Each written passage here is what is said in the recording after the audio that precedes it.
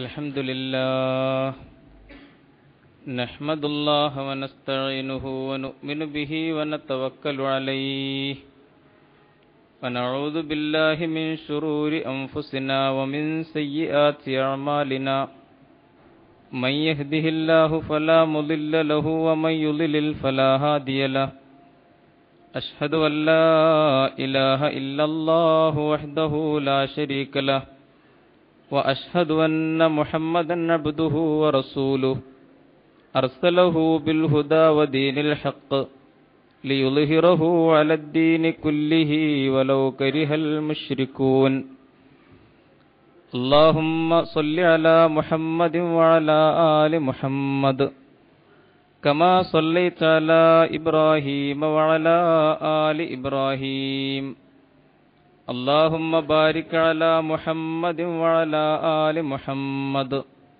كما باركت على إبراهيم وعلى آل إبراهيم إنك حميد مجيد أيها الناس اتقوا الله عباد الله أعوذ بالله من الشيطان الرجيم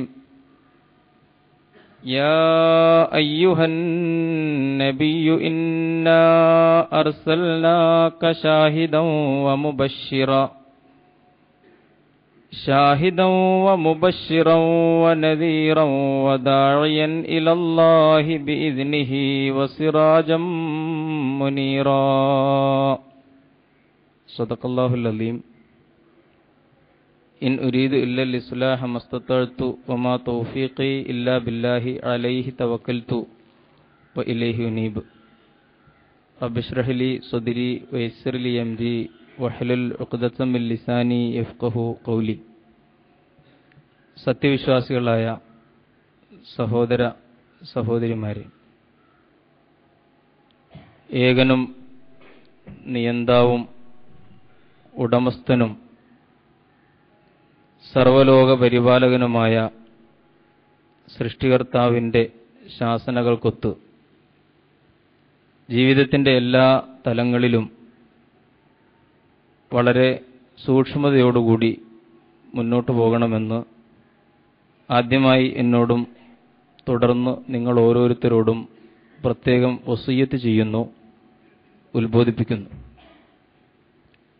പരമദയാലുവായ പടച്ചതമ്പുരാൻ നാം ഓരോരുത്തരുടെയും ജീവിതങ്ങളെ പ്രത്യേകം അനുഗ്രഹിക്കുമാറാകട്ടെ.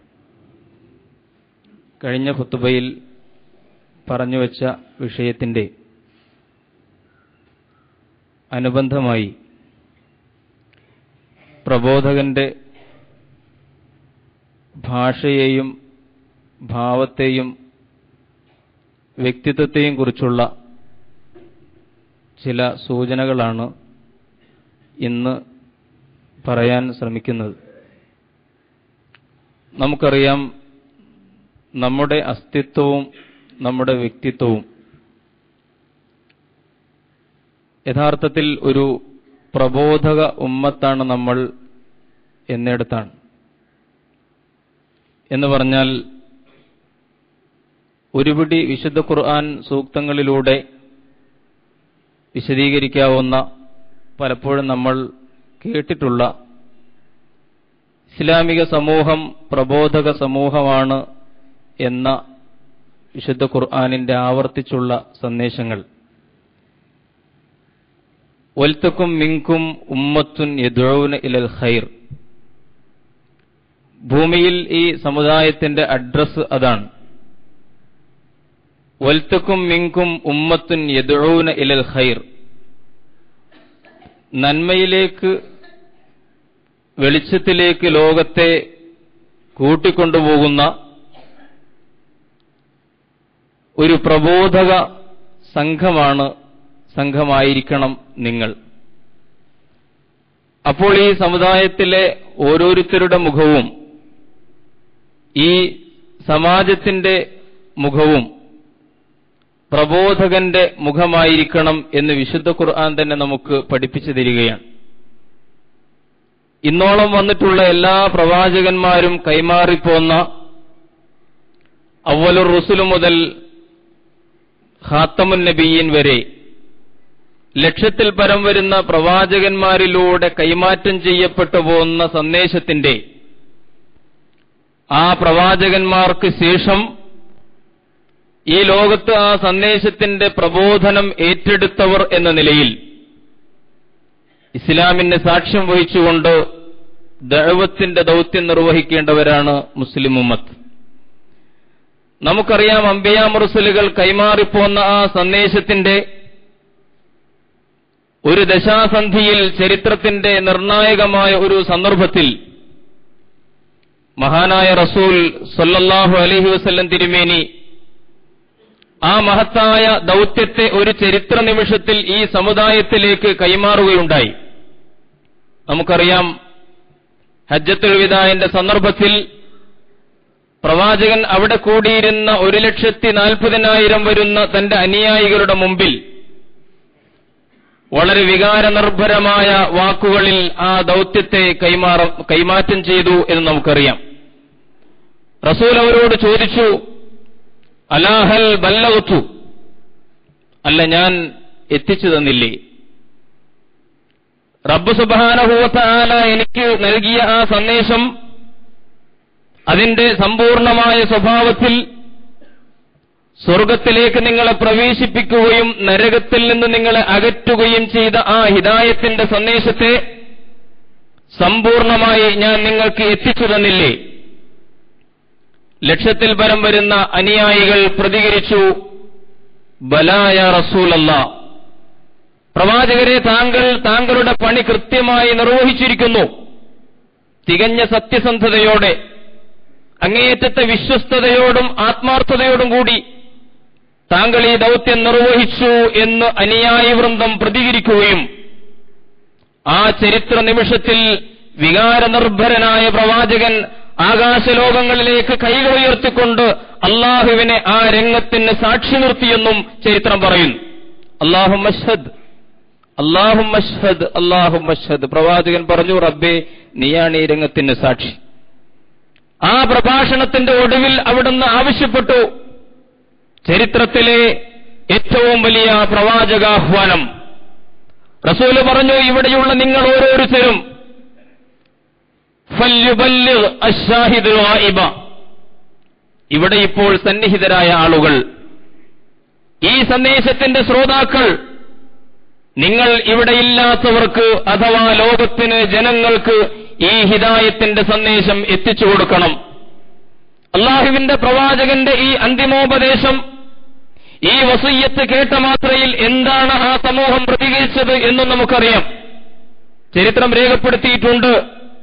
അവരുടെയൊക്കെ വാഹനങ്ങൾ, ഒട്ടകങ്ങൾ ഏത് ദിക്കുകളിലേക്കാണോ തിരിഞ്ഞിരുന്നത് ആ ദിക്കുകളിലേക്ക് കരയും കടലും മലയും താണ്ടിയ ഒരു യാത്ര പോയെന്നും, പ്രവാചകന്റെ കാലഘട്ടത്തിൽ തന്നെ വളരെ വിദൂരമായ നമ്മുടെ കേരളക്കരയിൽ പോലും ആ പ്രബോധകന്മാർ വന്നെത്തിച്ചേർന്നെന്നും, പ്രവാചകന്റെ മദീനത്തെ ബക്കയിൽ അഥവാ അവിടുത്തെ ഖബർസ്ഥാനിൽ 1,40,000 വരുന്ന ഈ അനുയായികളിൽ ഒരു ചെറിയ വിഭാഗത്തിന്റെ ഖബർ മാത്രമേ ആ ജന്നത്തുൽ ബക്കയിൽ ഉണ്ടായിരുന്നുള്ളൂ എന്നും, ബാക്കിയുള്ള മഹാഭൂരിപക്ഷവും ലോകത്തിന്റെ നാനാദിക്കുകളിൽ ഈ ദഅവത്തിന്റെ ദൗത്യത്തിന് വേണ്ടി പുറപ്പെട്ടു പോവുകയും ആ പുറപ്പെട്ടു പോയ പാതയിൽ തന്നെ മരിച്ചു പോവുകയും ചെയ്തു എന്ന് ചരിത്രം രേഖപ്പെടുത്തിയിട്ടുണ്ട്.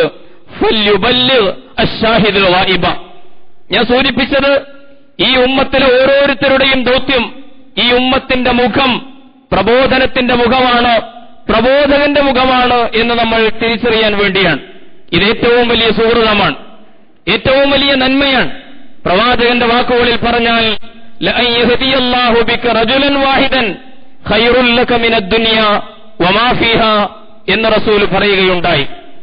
നിങ്ങളിലൂടെ ഒരാൾ, നിങ്ങൾ നിമിത്തമായി ഒരാൾ ഈ ഹിദായത്തിന്റെ, സന്മാർഗത്തിന്റെ വെളിച്ചം സ്വീകരിച്ചാൽ, അഥവാ അല്ലാഹു അദ്ദേഹത്തിന് ഹിദായത്ത് നൽകുമെങ്കിൽ, ഖൈറുൽ ലക മിനദ് ദുനിയ വമാ ഫീഹാ, ദുനിയാവ് മുഴുവൻ നിനക്ക് കിട്ടുന്നതിനേക്കാൾ, ഈ ദുനിയാവിലുള്ള സകലതും കിട്ടുന്നതിനേക്കാൾ നിനക്കുത്തമമായത് അതാകുന്നു എന്ന് പ്രവാചകൻ പഠിപ്പിക്കുകയുണ്ടായി. അതല്ല, ഈ ദൗത്യത്തോട് പുറംതിരിഞ്ഞുകൊണ്ട്, ഇതിനെ നിരാകരിച്ചുകൊണ്ട്, പ്രവാചകന്റെ ഈ അന്തിമ വസിയ്യത്തിനെ അവഗണിച്ചുകൊണ്ട് മുമ്പോട്ട് പോകാനാണ് തീരുമാനിച്ചിട്ടുള്ളതെങ്കിൽ പ്രവാചകൻ പറഞ്ഞു, നിങ്ങളായിരിക്കും ഏറ്റവും അപമാനിക്കപ്പെടുന്ന വിഭാഗം. എന്തുമാത്രമെന്ന് ചോദിച്ചാൽ, നിങ്ങൾ പ്രാർത്ഥിച്ചുകൊണ്ടേയിരിക്കും, അള്ളാഹു നിങ്ങളുടെ പ്രാർത്ഥനകൾക്ക് ഉത്തരം നൽകുകയില്ല ഈ ദൗത്യം നിർവഹിച്ചില്ലെങ്കിൽ എന്ന് പ്രവാചകൻ പറഞ്ഞു. സുമ്മ തദഊനഹു ഫലാ യുസ്തജാബു ലക്കും. നിങ്ങളിങ്ങനെ ദ്വാരന്നുകൊണ്ടേയിരിക്കും, പക്ഷെ അതിന് ഇജാബത്തുണ്ടാവുകയില്ല. ഇതിനേക്കാൾ അപമാനകരമായ ഒന്ന് ഒരു വിശ്വാസിക്കുണ്ടാവുകയില്ല. അർഹമർ റഹീമീനായ തമ്പുരാൻ, ഗഫൂറുർ റഹീമായ തമ്പുരാൻ, വിശാലതയുള്ള കാരുണ്യത്തിന്റെ ഉടമസ്ഥനായ തമ്പുരാൻ, അവന്റെ അടിമ കൈകൾ ഉയർത്തിക്കൊണ്ട് നിരന്തരം തേടിയിട്ടും ആ കരുണാമയൻ ആ കൈകളെ തട്ടിക്കളയുക എന്നതാണ് ഏറ്റവും വലിയ അപമാനം. സുമ്മ തദ്ഊനഹു ഫലാ യുസ്തജാബു ലക്കും. ഈ ദഅവത്തിന്റെ ദൗത്യം നിർവഹിച്ചില്ലെങ്കിൽ സംഭവിക്കാനിരിക്കുന്നത് അതാണ് എന്ന് പ്രവാചകൻ മുന്നറിയിപ്പ് നൽകുകയുണ്ടായി. പ്രിയമുള്ളവരെ, പറഞ്ഞു വന്നത്, നമ്മുടേതുപോലുള്ള ഒരു ബഹുസ്വര സമൂഹത്തിൽ ഒരുപാട് ജാതികൾ, ഉപജാതികൾ, മതക്കാർ, മതമില്ലാത്തവർ ഒക്കെ താമസിക്കുന്ന ഒരു നാട്ടിൽ ഈ പ്രബോധകന്റെ വ്യക്തിത്വത്തെ ഉയർത്തിപ്പിടിക്കുവാൻ എങ്ങനെയാണ് നമുക്ക് സാധിക്കുക എന്ന് വളരെ ഗൗരവത്തിൽ നമ്മൾ ചിന്തിക്കേണ്ടതുണ്ട്. നമ്മൾ ഇസ്ലാമിനെ കൈകാര്യം ചെയ്യുന്ന ഭാഷ, അത് വളരെ പ്രധാനപ്പെട്ട ഒരു വിഷയമാണ്. നോക്കൂ, നമ്മുടെ ഭാഷ പലപ്പോഴും വികാരശൂന്യമാണ്. നമ്മുടെ ഭാഷ പലപ്പോഴും ജഡമാണ്. നമ്മുടെ ഭാഷ പലപ്പോഴും നിർവികാരമാണ്, സംവേദനക്ഷമതയില്ലാത്തതാണ്. ഒരു രാജ്യത്തെ ജനതയോട്, അവരുടെ ഹൃദയങ്ങളോട് സംവദിക്കാൻ കഴിവില്ലാത്തതാണ്. നമ്മൾ പലപ്പോഴും മൃദമായ ഒരു ഭാഷ ഉപയോഗിച്ചുകൊണ്ടിരിക്കുകയാണ്. പണ്ഡിതന്മാരായാലും പ്രബോധകന്മാരായാലും അവരുടെ പ്രസംഗങ്ങളിലായാലും അവരുടെ എഴുത്തുകളിലായാലും അവരുടെ വ്യക്തി സംഭാഷണങ്ങളിലായാലും ഇസ്ലാമിനെക്കുറിച്ച് അവതരിപ്പിക്കുമ്പോൾ വളരെ അപ്രായോഗികമായ ഒരു ഭാഷ, വളരെ മൃദമായ ഒരു ഭാഷ, സൗന്ദര്യമില്ലാത്ത ഒരു ഭാഷ, സംവേദനം ചെയ്യാത്ത ഒരു ഭാഷ, ഒരുപക്ഷേ മധ്യകാല നൂറ്റാണ്ടുകളിൽ ഉപയോഗിച്ച മതവാദ പ്രതിവാദങ്ങളുടെ വരണ്ട ഡ്രൈയായ ഒരു ഭാഷയാണ് പലപ്പോഴും നമ്മൾ ഉപയോഗിച്ചുകൊണ്ടിരിക്കുന്നത്. ഇത് ഈ ജനതയോട് സംവേദനം ചെയ്യാൻ പലപ്പോഴും അപര്യാപ്തമാണ്.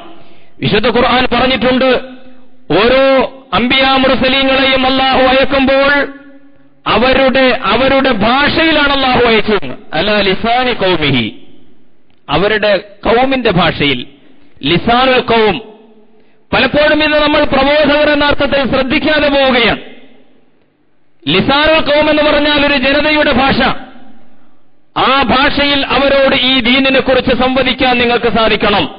നമ്മുടെ പണ്ഡിതന്മാർക്കിടയിൽ പോലും കണ്ടുവരുന്ന ഒരു പ്രവണത, പ്രമാണ ഭാഷ അവർ നന്നായിട്ട് പഠിക്കും. പ്രമാണ ഭാഷയിൽ കഴിവുണ്ട്. ഒരുപക്ഷേ അറബികൾക്കിടയിൽ അറബികളെക്കാൾ നന്നായി അറബി സംസാരിക്കാൻ കഴിയുന്ന മഹാപണ്ഡിതന്മാരുണ്ട്. തീർച്ചയായും പ്രമാണ ഭാഷ അറിയാം, ഖുർആനിന്റെയും ഹദീസിന്റെയും ഭാഷ അറിയാം. പക്ഷേ പ്രബോധിതന്റെ ഭാഷ പലപ്പോഴും അറിഞ്ഞുകൂടാ. പ്രമാണ ഭാഷയുടെ സൗന്ദര്യം അറിയാം, പക്ഷേ പ്രബോധിത ഭാഷയുടെ സൗന്ദര്യം അറിഞ്ഞുകൂടാ, അതിന്റെ മർമ്മങ്ങൾ അറിഞ്ഞുകൂടാ. അതുകൊണ്ട് ലിസാനുൽ ഖൗമിൽ ഈ അല്ലാഹുവിന്റെ ദീനിനെ കുറിച്ച് സുന്ദരമായി സംവദിക്കാൻ പലപ്പോഴും കഴിയാതെ പോവുകയാണ്. നമ്മൾ വരണ്ട ഒരു മതചർച്ചയുടെ ഭാഷ ഉപയോഗിക്കുകയാണ്, നമ്മൾ ജഡമായ ഒരു ഭാഷ ഉപയോഗിക്കുകയാണ്. അങ്ങനെ അല്ലാഹുവിന്റെ ദീനിനെ സുന്ദരമായിട്ട് അവതരിപ്പിക്കാൻ കഴിയാതെ പോകുന്ന ഒരു സ്ഥിതിവിശേഷം. ഒരു ജനതയ്ക്ക് രണ്ട് ഭാഷയുണ്ട് എന്ന് വേണമെങ്കിൽ പറയാം. വളരെ ഗൗരവത്തിൽ നമ്മൾ പഠിക്കേണ്ട വിഷയങ്ങളാണ് അതൊക്കെ. ഒന്ന് നമ്മൾ സംസാരിക്കുന്ന ഭാഷയാണ്, മറ്റൊന്നൊരു ജനതയുടെ സംസ്കാരത്തിന്റെ ഭാഷയാണ്. ഈ രണ്ട് ഭാഷകളും അറിയുന്ന ഒരുത്തനെ അല്ലാഹുവിന്റെ ദീനിനെ ശരിയായി അവരുടെ മുമ്പിൽ സമർപ്പിക്കാൻ സാധ്യമാകും. സംസാര ഭാഷയും നമുക്കറിഞ്ഞുകൂടാ, അതുപോലെ സാംസ്കാരിക ഭാഷയും നമുക്കറിഞ്ഞുകൂടാ. അതുകൊണ്ട് അല്ലാഹുവിന്റെ ദീനിനെ നമ്മൾ പലപ്പോഴും മധ്യകാല നൂറ്റാണ്ടുകളിൽ ഞാൻ നേരത്തെ സൂചിപ്പിച്ച വളരെ വരണ്ട കർമ്മശാസ്ത്ര ഭാഷയിൽ അവതരിപ്പിക്കാൻ ശ്രമിക്കുന്നു. ഇത് ജനതയുടെ ഹൃദയത്തിൽ ഇളക്കങ്ങൾ ഉണ്ടാക്കുന്നില്ല, അവരുടെ ജീവിതത്തിന്റെ പ്രശ്നങ്ങളുമായിട്ട് സംവദിക്കുന്നില്ല. സർഗാത്മകമായ ഒരു ഭാഷയ്ക്ക് പകരം വളരെ യാന്ത്രികമായ ഒരു മതഭാഷ സാമ്പ്രദായിക മതങ്ങളും മതപ്രബോധകരും ഉപയോഗിക്കുന്നത് പോലെ പ്രകൃതി മതമായ അല്ലാഹുവിന്റെ ദീൻ, അല്ലാഹുവിന്റെ ദീനിന്റെ സൗന്ദര്യം, ഈ ദർശനത്തിന്റെ സൗന്ദര്യം ആവിഷ്കരിക്കാൻ കഴിയുന്ന ഒരു ഭാഷ പലപ്പോഴും രൂപപ്പെട്ടു വന്നിട്ടില്ല എന്നത് സങ്കടകരമായ ഒരു കാര്യമാണ്. വിശുദ്ധ ഖുർആൻ ഈ ഭാഷയെപ്പറ്റി പറയുന്നുണ്ട്, ഉദൂ ഇലാ സബീലി റബ്ബിക ബിൽ ഹിക്മതി വൽ മൗഇലത്തിൽ ഹസനതി വജാദിൽഹും ബില്ലതി ഹിയ അഹ്സൻ. എങ്ങനെയാണ് നിങ്ങൾ പ്രബോധനം ചെയ്യേണ്ടത്? ദഅവത്തിന്റെ ദൗത്യം നിർവഹിക്കേണ്ടത് ഉദഉ ഇലാ സബീലി റബ്ബിക്, നിന്റെ രക്ഷിതാവിന്റെ മാർഗത്തിലേക്ക് നീ ജനങ്ങളെ ദഅവത്ത് ചെയ്യണം, പ്രബോധനം ചെയ്യണം. ബിൽ ഹിക്മ, വിവേകത്തോടുകൂടിയായിരിക്കണം. അവരുടെ ബുദ്ധിയോടും ചിന്തയോടും സംവദിക്കുന്ന ഭാഷയിലായിരിക്കണം. വിശുദ്ധ ഖുർആൻ പറയുകയാണ്, പലപ്പോഴും ചോദിക്കാറുണ്ട് ആളുകൾ, അല്ല ഈ ഇസ്ലാമിൽ ഇങ്ങനെ തത്വചിന്തയൊന്നുമില്ലേ? നിങ്ങൾക്ക് ഫിലോസഫി ഇല്ലേ? നിങ്ങൾക്ക് ആഴമുള്ള ദർശനമില്ലേ? ദർശനമുണ്ട്, ഏറ്റവും ആഴമുള്ള തൗഹീദി ദർശനമുണ്ട്. പക്ഷേ ഈ ആഴമുള്ള തൗഹീദി ദർശനത്തെ മനസ്സിലാക്കി കൊടുക്കാൻ ജീവിക്കുന്ന മുസ്ലിം സമൂഹത്തിനും പണ്ഡിതന്മാർക്കും സാധിക്കാതെ പോവുകയാണ്. അതുകൊണ്ട് നമ്മൾ ഈ ചോദ്യത്തെ നേരിടേണ്ടി വരുന്നു, അല്ല നിങ്ങൾക്ക് ആഴമുള്ള ഒരു ദർശനമില്ലേ എന്ന്. അല്ലാഹു പറയുകയാണ്, ഉദഉ ഇലാ സബീലി റബ്ബിക ബിൽ ഹിക്മ, ആ ദാർശനികതയുടെ ഭാഷയിൽ, ആ ബുദ്ധിയുടെ ഭാഷയിൽ, ആ ചിന്തയുടെ ഭാഷയിൽ നിങ്ങൾ അവരുമായിട്ട് സംവദിക്കണം. വൽ മൗഇദത്തിൽ ഹസന, ചിന്തയെയും ബുദ്ധിയെയും മാത്രം തൊട്ടാൽ പോരാ, അവരുടെ വികാരങ്ങളെ തൊടണം. വൽ മൗഇദത്തിൽ ഹസന, ഉന്നതമായ നിലവാരത്തിലുള്ള സദുപദേശം എന്ന് പറഞ്ഞാൽ അവരുടെ ഹൃദയങ്ങളെ സ്പർശിക്കുന്ന ഭാഷ നിങ്ങൾ കണ്ടുപിടിക്കണം എന്നല്ലാഹു പറയുകയാണ്. അവരുടെ വികാരങ്ങളോട് സംവേദനം ചെയ്യാൻ നിങ്ങൾക്ക് കഴിയണം, അവരുടെ ഹൃദയങ്ങളോട് സംസാരിക്കാൻ കഴിയണം. നിങ്ങളുടെ ചുണ്ടുകളിൽ നിന്ന് പുറപ്പെടുകയും അവരുടെ കാതുകളിൽ എത്തിച്ചേരുകയും ചെയ്യുന്ന ഒരു ഭാഷയല്ല, നിങ്ങളുടെ ഹൃദയത്തിൽ നിന്ന് പുറപ്പെടുകയും അവരുടെ ഹൃദയങ്ങളിലേക്ക് പ്രവേശിക്കുകയും ചെയ്യുന്ന ഒരു ഭാഷ. അല്ലാഹു പറയുകയാണ്, വൽ മൗഇലത്തിൽ ഹസന, ഉന്നത നിലവാരത്തിലുള്ള സദുപദേശം. വജാദിൽഹും ബില്ലത്തി ഹിയ അഹ്സൻ, ഏറ്റവും ഉദാത്തമായ ഒരു സംവാദത്തിന്റെ ശൈലിയാണ് നിങ്ങൾ സ്വീകരിക്കേണ്ടത്, ഏറ്റവും ഉന്നതമായ സ്വഭാവത്തിൽ. ഈ മൂന്ന് സംഗതികളും, ഈ ഹിക്മത്തും ഈ മൗഇദത്തും, ഇപ്പറഞ്ഞ സംവാദത്തിന്റെ അഹ്സനായ രീതിയും വിട്ടിട്ട് നമ്മൾ പലപ്പോഴും ഒരു താർക്കിക യുക്തിയുടെ ഭാഷയിൽ സംസാരിക്കുന്നു. അപ്പോൾ നമുക്ക് തോൽപ്പിക്കാനുള്ള പ്രവണത വരുന്നു. ആളുകളെ തോൽപ്പിക്കുമ്പോഴുള്ള ആഹ്ലാദമുണ്ടാകുന്നു, കൊച്ചു കൊച്ചു സന്തോഷങ്ങളും ആരവങ്ങളും ഉണ്ടാകുന്നു. ഏതോ ഒരു സദസ്സ് രണ്ടു വാക്ക് കൂടുതൽ പറഞ്ഞിട്ട് പണ്ഡിതൻ കയ്യടി മേടിക്കുന്നു, അയാൾ നല്ല പ്രബോധകനായി മുദ്രകുത്തപ്പെടുന്നു, അറിയപ്പെടുന്നു. ഇത്തരം ഒരു സ്ഥിതിവിശേഷത്തിലേക്ക് പോവുകയാണ്. പ്രിയമുള്ളവരെ, ആലോചിച്ചു നോക്കൂ. ഈ അർത്ഥത്തിൽ ഉദഉ ഇലാ സബീലി റബ്ബിക ബിൽ ഹിക്മത്തി വൽ മൗഇലത്തിൽ ഹസനത്തി വജാദിൽഹും ബില്ലത്തി ഹിയ അഹ്സൻ, ഏറ്റവും ഉന്നതമായ സ്വഭാവത്തിലുള്ള ഒരു സംവാദത്തിന്റെ ശൈലിയാണ് നിങ്ങൾ യഥാർത്ഥത്തിൽ സ്വീകരിക്കേണ്ടത് എന്ന് റബ്ബ് സുബ്ഹാനഹു വ തആല പറയുകയാണ്. പിന്നെ പ്രബോധനത്തിന്റെ ഭാഷയിൽ ശ്രദ്ധിക്കേണ്ട മറ്റൊരു വശമുണ്ട്. പ്രബോധകന്മാർ അല്ലെങ്കിൽ ഇസ്ലാമിക സമൂഹം ഭൗതികമായ പ്രത്യാശകൾ നിറഞ്ഞു നിൽക്കുന്ന ഒരു ഭാഷയിൽ സംസാരിക്കണം എന്ന് പറയുമ്പോൾ ഒരുപക്ഷെ വിവാദപരമാകാൻ ഇടയുള്ള ഒരു വർത്തമാനമാണ് പറയുന്നത്. പക്ഷേ വിശുദ്ധ ഖുർആൻ അതിലേക്കാണ് നമ്മെ ക്ഷണിക്കുന്നത്. ഖുർആൻ പറയുന്നത് നിങ്ങൾ ഭൗതികമായ പ്രത്യാശകൾ അവർക്ക് കൊടുത്തുകൊണ്ടുള്ള ഭാഷയാണ് പ്രബോധനത്തിന് ഉപയോഗിക്കേണ്ടത്. അവ്വൽ റസൂൽ മുതലുള്ള ചരിത്രം നമ്മൾ പരിശോധിക്കുക. മഹാനായ നൂഹ് അലൈഹിസ്സലാത്തു വസ്സലാം, ആ മഹാനായ പ്രബോധകൻ പ്രബോധനം ചെയ്യുമ്പോൾ, ദഅവത്ത് നടത്തുമ്പോൾ അദ്ദേഹം ആ സമൂഹത്തോട് മരണാനന്തര ജീവിതത്തെക്കുറിച്ച്, സ്വർഗത്തെക്കുറിച്ച്, നരകത്തിലുള്ള ശിക്ഷകളെക്കുറിച്ച്, കഠിനയാതനകളെക്കുറിച്ച് മാത്രമല്ല പറയുന്നു. നമ്മൾ പലപ്പോഴും പറയുമ്പോൾ നരകം കാട്ടി പേടിപ്പിക്കുന്ന ഒരു ശൈലി ഉണ്ടാവുകയാണ്. നിരന്തരം നരകം തന്നെ, നരകവർണ്ണന. ഈ നരകത്തെക്കുറിച്ച് മാത്രം കേൾക്കുമ്പോൾ, മരണാനന്തര ജീവിതത്തെക്കുറിച്ച് മാത്രം കേൾക്കുമ്പോൾ ആളുകൾ ചിന്തിക്കുന്നു, അന്യമതസമൂഹങ്ങൾ വിചാരിക്കുന്നു ഇതൊരു മരണാനന്തര ജീവിത പദ്ധതിയാണ് എന്ന്. മരിക്കുമ്പോൾ എന്ത് ചെയ്യണം, മരണത്തിന് മുമ്പ് തൊട്ടു മുമ്പ് എന്ത് ചെയ്യണം, മരിച്ചതിന് ശേഷം എന്തെല്ലാം ചെയ്യണം, എങ്ങനെയാണ് മയ്യത്ത് സംസ്കരണം നടത്തേണ്ടത്, ഇനി പരലോകത്തുണ്ടാകുന്ന സംഭവങ്ങൾ, ഇങ്ങനെ പോകുന്നു. തീർച്ചയായും അതൊക്കെ സമഗ്രമായ പ്രബോധനത്തിൽ വരണം. പക്ഷേ ഉപയോഗിക്കേണ്ടത് ഭൗതിക പ്രത്യാശകളും അവർക്ക് പകർന്നു കൊടുക്കുന്ന ശൈലിയിലായിരിക്കണമെന്ന് വിശുദ്ധ ഖുർആൻ തന്നെ നമ്മെ പഠിപ്പിക്കുകയാണ്. നൂഹ് നബി അവരെ വിളിച്ചു, ഈ മാർഗത്തിലേക്ക് ക്ഷണിച്ചു. എന്നിട്ട് അദ്ദേഹം അവരോട് പറയുന്ന വാക്കുകൾ ഖുർആൻ ഉദ്ധരിച്ചിട്ടുണ്ട്. സൂറത്തു നൂഹ്, ഫഖുൽതുസ്തഗ്ഫിറൂ റബ്ബക്കും, നിങ്ങൾ നിങ്ങളുടെ രക്ഷിതാവിനോട് ഇസ്തിഗ്ഫാർ ചെയ്യണം, ഈ മാർഗം സ്വീകരിക്കണം. ഇന്നഹു കാന ഗഫാറ, അവനേറെ പുറത്തു തരുന്നവനാണ്.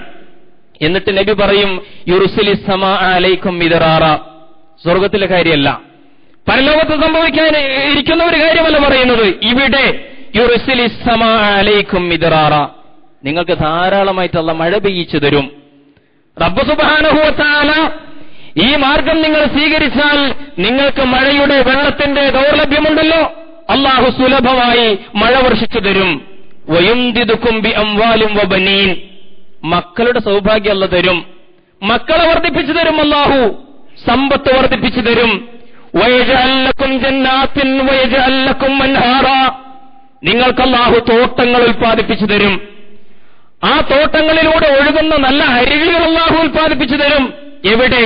ഈ ദുനിയാവിൽ അല്ലാഹു നൽകും എന്ന് പറയുകയാണ്. അല്ലാഹുവിന്റെ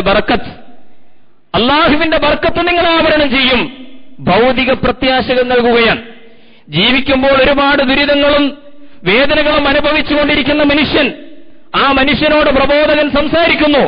നിസ്കാരത്തെക്കുറിച്ചും നോമ്പിനെക്കുറിച്ചും ഹജ്ജിനെക്കുറിച്ചും മാത്രം, ആചാരങ്ങളെക്കുറിച്ചും അനുഷ്ഠാനങ്ങളെക്കുറിച്ചും മാത്രം, പിന്നെ വരാനിരിക്കുന്ന പരലോക സൗഭാഗ്യങ്ങളെക്കുറിച്ച് മാത്രം, ഖബറിനെക്കുറിച്ച് മാത്രം, അവിടുത്തെ ചോദ്യങ്ങളെക്കുറിച്ച് മാത്രം അയാളുടെ ജീവിതത്തെ ബാധിക്കുന്ന ഒന്നും ഇയാൾ സംസാരിക്കുന്നില്ല.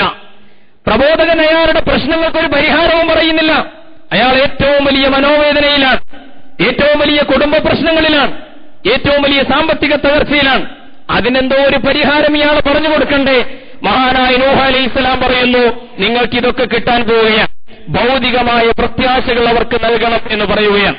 മഹാനായ റസൂലുള്ളാഹി സ്വല്ലല്ലാഹു അലൈഹി വസല്ലം തിരുമേനി തന്റെ പ്രബോധനത്തിന്റെ തുടക്കത്തിൽ തന്നെ വരാൻ പോകുന്ന നല്ല കാലത്തെക്കുറിച്ചും അവരുടെ പ്രശ്നങ്ങളിൽ ഇടപെടുകയും അതിന് പരിഹാരങ്ങൾ നിർദ്ദേശിച്ചു കൊടുക്കുകയും ചെയ്യുന്നതായി നമുക്ക് കാണാൻ കഴിയും. ഈ അർത്ഥത്തിലായിരിക്കണം പ്രബോധനമെന്ന് വിശുദ്ധ ഖുർആൻ നമുക്ക് പഠിപ്പിച്ചു തരുന്നു.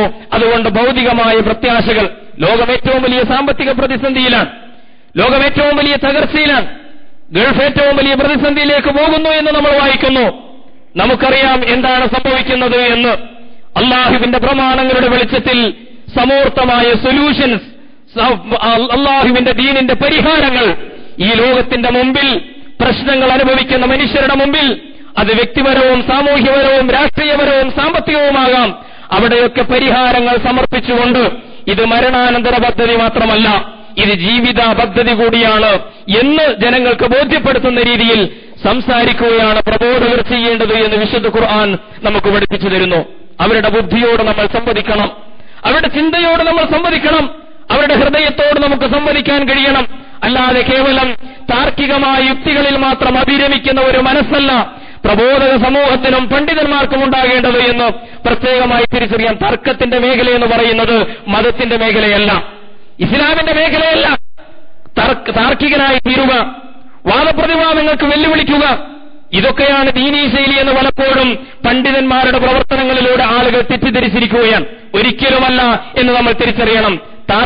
താർക്കികതയുടെ ഒരു രീതി, കേവലമായ തർക്കങ്ങളുടെയും കുതർക്കങ്ങളുടെയും വാദപ്രതിവാദങ്ങളുടെയും ഒരു ശൈലി യഥാർത്ഥത്തിൽ ഇസ്ലാമികമല്ല എന്ന് നമ്മൾ അറിയണം. റസൂലുള്ളാഹി ഒരിക്കൽ പറഞ്ഞു, ഇന്ന അബ്ഗളർ റിജാലി ഇലല്ലാഹി അൽ അലദ്ദുൽ ഖസീം.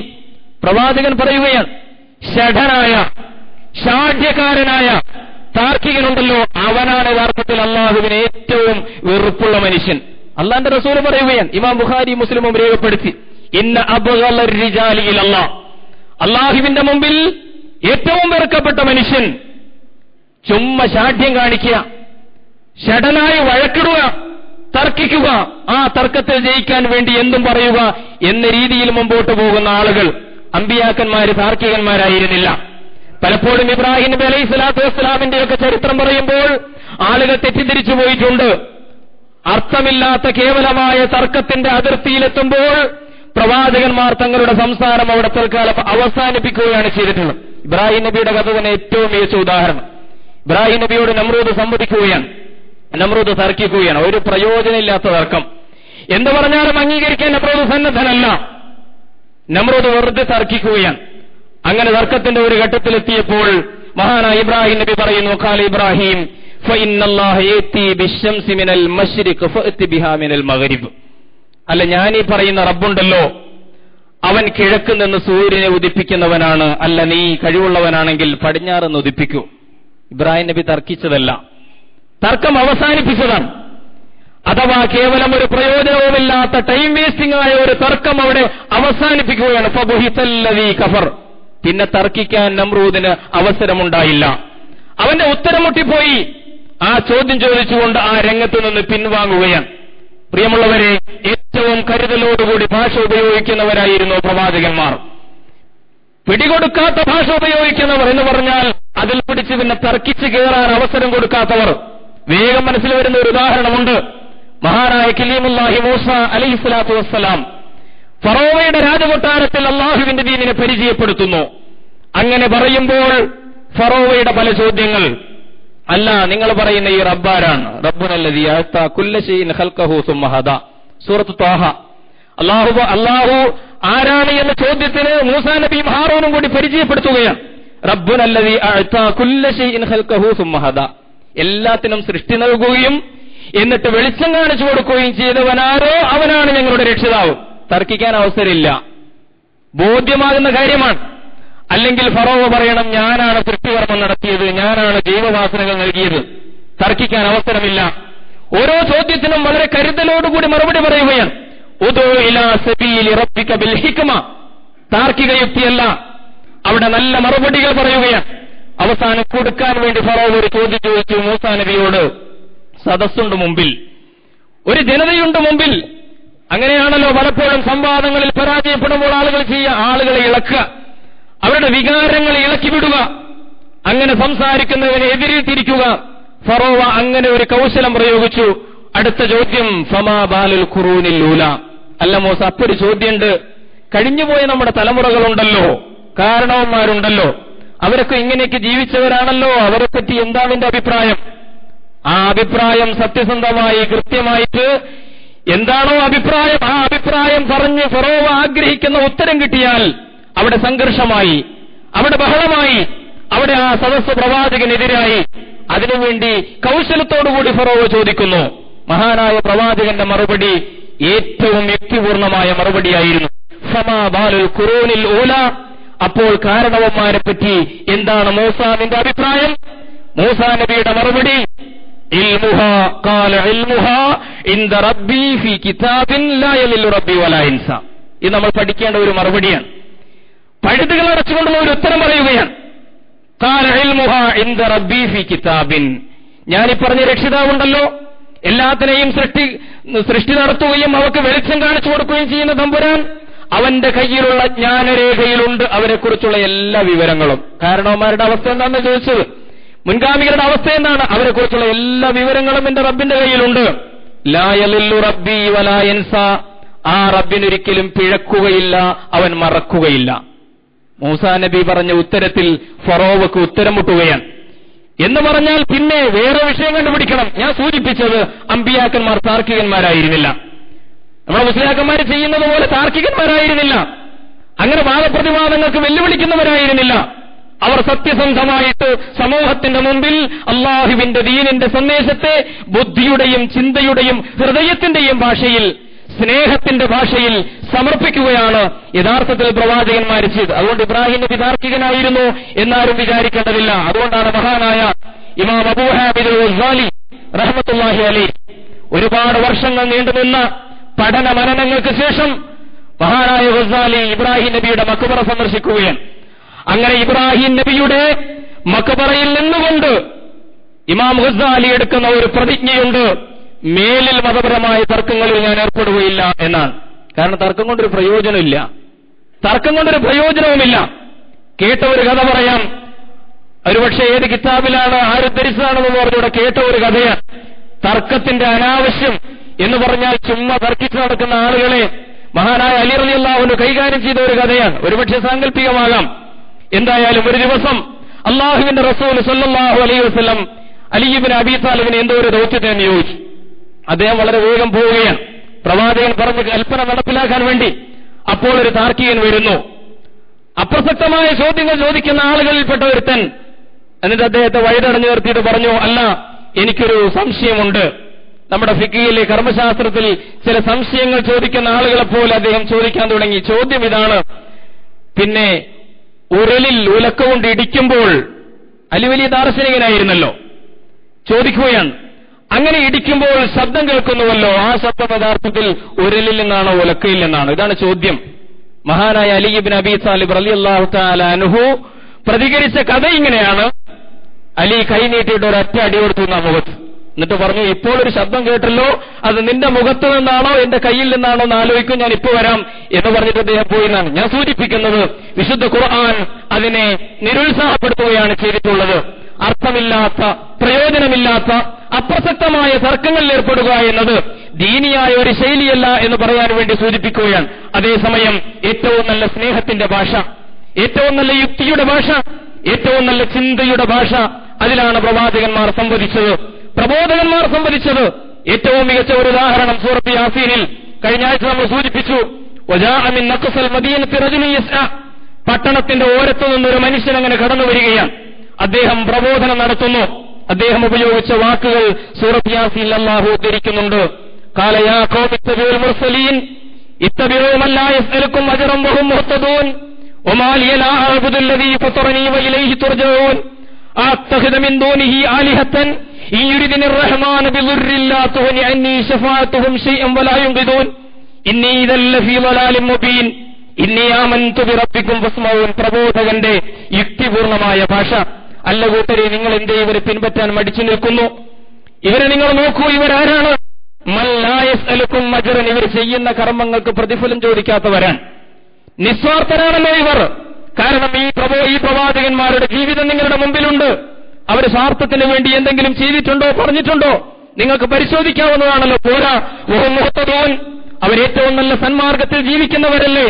അങ്ങനെയുള്ള ആളുകൾ, ഈ രണ്ട് ലക്ഷണങ്ങളുള്ള ആളുകൾ, നിസ്വാർത്ഥരായ ആളുകൾ, സന്മാർഗത്തിൽ ജീവിക്കുന്ന ആളുകൾ, ഇവരെയല്ലേ നമ്മൾ പിന്തുടരേണ്ടത്? ഞാൻ എങ്ങനെയാണ് എന്നെ സൃഷ്ടിച്ചവനായ റബ്ബിനെ വിട്ട് മറ്റുള്ള മാർഗങ്ങൾ സ്വീകരിക്കുക? അത്തഖിദു മിൻ ദൂനിഹി ആലിഹ, നിങ്ങൾ ഈ പറയുന്ന ദൈവങ്ങളെയൊക്കെ സ്വീകരിച്ചാൽ റഹ്മാനായ തമ്പുരാൻ എനിക്ക് വല്ല ബുദ്ധിമുട്ടുമുണ്ടാക്കിയാൽ ഇവരാരെങ്കിലും എന്നെ സഹായിക്കാനുണ്ടാകുമോ എന്നൊക്കെ പറഞ്ഞിട്ട് അവരുടെ ബുദ്ധിയെയും യുക്തിയെയും ഉണർത്തുന്ന സ്നേഹത്തിന്റെ ഒരു ശൈലി. യാ കൗമി എന്നാണല്ലോ വിളിക്കുന്നത്. മരിച്ചതിന് ശേഷം അദ്ദേഹം അങ്ങനെയാണ് വിളിച്ചത്. എന്റെ സമൂഹം, എന്റെ മോനെ എന്ന് വിളിക്കുന്നത് പോലെ, എന്റെ മോനെ എന്ന് വിളിക്കുമ്പോൾ ഉണ്ടാകുന്ന സ്വന്തത്വത്തിന്റെ ഒരു അടുപ്പമുണ്ടല്ലോ, ആ അടുപ്പത്തിന്റെ ഭാഷയാണ് പ്രബോധകൻ ഉപയോഗിക്കുക. യാ കൗമി, എന്റെ സമൂഹമേ എന്നാണ് അദ്ദേഹം പിന്നീടും വിളിക്കുന്നത്. അവസാനം പറയും, അതുകൊണ്ട് ഞാൻ വിശ്വസിച്ചിരിക്കുകയാണ്. ആരിൽ വിശ്വസിച്ചു? ഇന്നി ആമൻതു ബിറബ്ബിക്കും ഫസ്മഊൻ. ഇന്നി ആമൻതു ബിറബ്ബിക്കും. യാസീൻ ധാരാളം ഓതുന്നുണ്ട് നമ്മൾ. പക്ഷേ യാസീനെ ഈ അർത്ഥത്തിൽ തിരിച്ചറിയുവാൻ നമുക്ക് സാധിക്കണം. റസൂലുള്ളാഹി പറഞ്ഞു, ഇന്ന ലികുല്ലി ശൈഇൻ ഖൽബൻ വഖൽബുൽ ഖുർആൻ യാസീൻ. എല്ലാത്തിനും ഹൃദയമുണ്ട്. വിശുദ്ധ ഖുർആനിന്റെ തുടിക്കുന്ന ഹൃദയം എന്ന് പറഞ്ഞാൽ യാസീനാണ്. ഒരുപാട് പാഠങ്ങളുണ്ടതിൽ. ഒരു പ്രബോധകനെ സംബന്ധിച്ചിടത്തോളം, മുസ്ലിം ഉമ്മത്തിനെ സംബന്ധിച്ചിടത്തോളം ഒരു പിടി ഗുണപാഠങ്ങളുണ്ടതിൽ. മഹാനായ ആ പ്രബോധകൻ പറയുന്നത് ഇന്നി ആമൻതു ബിറബ്ബിക്കും എന്നാണ്. ഞാൻ നിങ്ങളുടെ റബ്ബിൽ വിശ്വസിച്ചിരിക്കുന്നു. ആ ഭാഷ നമ്മളൊന്ന് ഉപയോഗിച്ച് നോക്കും. നമ്മൾ പറയുന്നത് നിങ്ങളുടെ ദൈവം വേറെ, അവരുടെ ദൈവം വേറെ, ഞങ്ങളുടെ ദൈവം വേറെ എന്നാണല്ലോ. ഇതാണ് നമ്മുടെ പൊതുവായിട്ടുള്ള ഭാഷ. അള്ളാഹു എന്ന് കേൾക്കുമ്പോൾ അതുകൊണ്ട് മുസ്ലിങ്ങളുടെ ദൈവമായിട്ട് മറ്റുള്ളവർക്ക് തോന്നുകയാണ്. വേറെ ഒരുപാട് ദൈവങ്ങളുള്ളതായിട്ട് നമ്മുടെ ഭാഷാപ്രയോഗത്തിൽ നിന്ന് തന്നെ തോന്നുകയാണ്. അദ്ദേഹം പറഞ്ഞു, ഇന്നി ആമൻതു ബിറബ്ബിക്കും, ഞാനിതാ നിങ്ങളുടെ എന്ന് പറഞ്ഞാൽ നിങ്ങളുടെ എന്റെ രക്ഷിതാവ് ഒന്നാണ്. നിങ്ങളുടെ ദൈവവും ഞാൻ പറയുന്ന ദൈവവും ഒന്ന് തന്നെയാണ്. നിങ്ങളുടെ റബ്ബിൽ ഞാനിതാ വിശ്വസിച്ചിരിക്കുന്നു.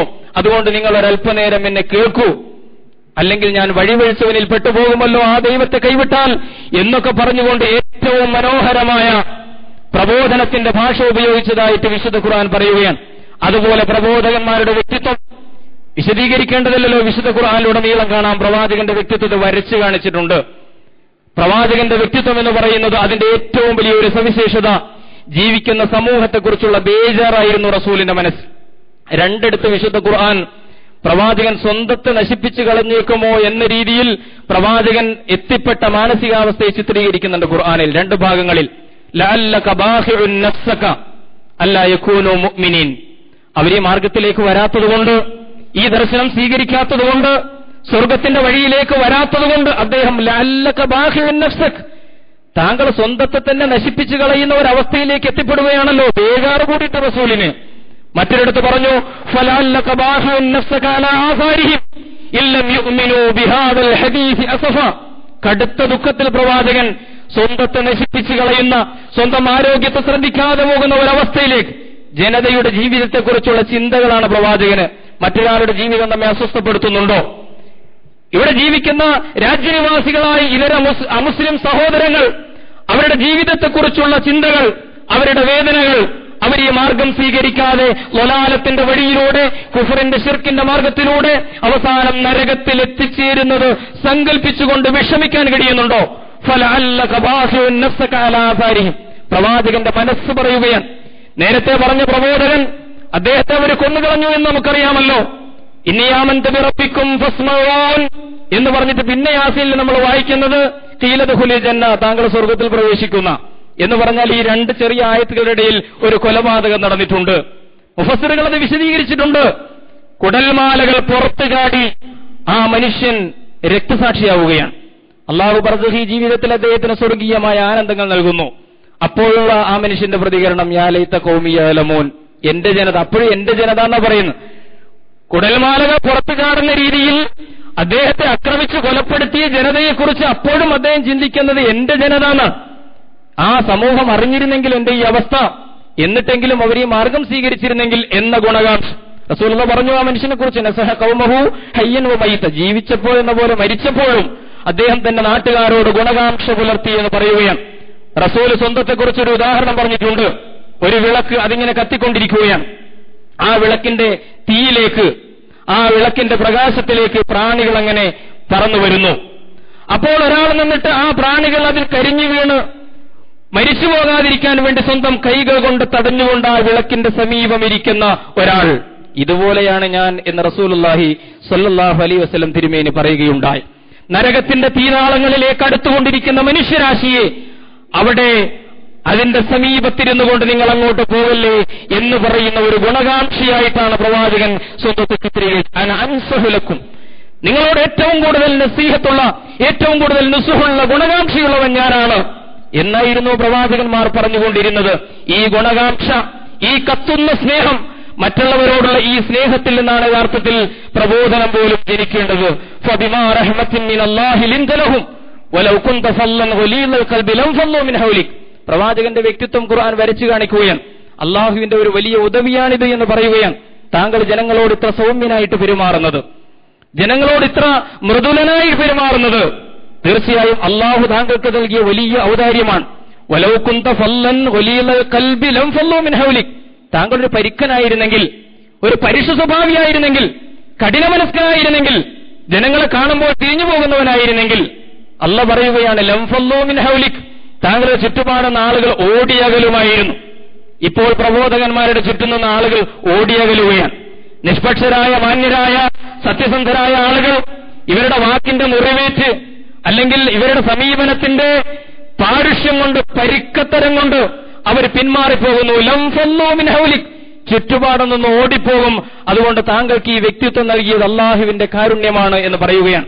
ഒരു കാന്തം ഇരുമ്പിനെ ആകർഷിക്കുന്നത് പോലെ, ഒരു മാഗ്നറ്റിക് പേഴ്സണാലിറ്റി എന്ന് വേണമെങ്കിൽ പറയാം. ഒരു കാന്തിക പ്രഭയുള്ള വ്യക്തിത്വമാണ് പ്രബോധകന്റേത്, ഒരു വിശ്വാസിയുടേത്. അയാളിലേക്ക് അടുക്കുന്നവർ അകന്നു പോവുകയല്ല, അയാൾ തന്നിലേക്ക് അവരെ അടുപ്പിക്കുകയാണ് ചെയ്യുന്നത്. മഹാനായ പ്രവാചകനോട് അങ്ങനെ ജനങ്ങൾ അടുക്കുകയായിരുന്നു. ഒരാൾ മാത്രമുണ്ടായിരുന്ന ഒരു കാലഘട്ടം, പിന്നെ അബൂബക്കർ സിദ്ദീഖ് വന്ന കാലഘട്ടം, പിന്നെ ഖദീജ, പിന്നെ 12 വയസ്സുള്ള അലി, 4 സംഘം ഇസ്ലാമിക പ്രസ്ഥാനം ഒരു കാലഘട്ടത്തിൽ. പിന്നെ നമ്മൾ കാണുകയാണ് എല്ലാവരും അതിലേക്ക് വരുന്നു.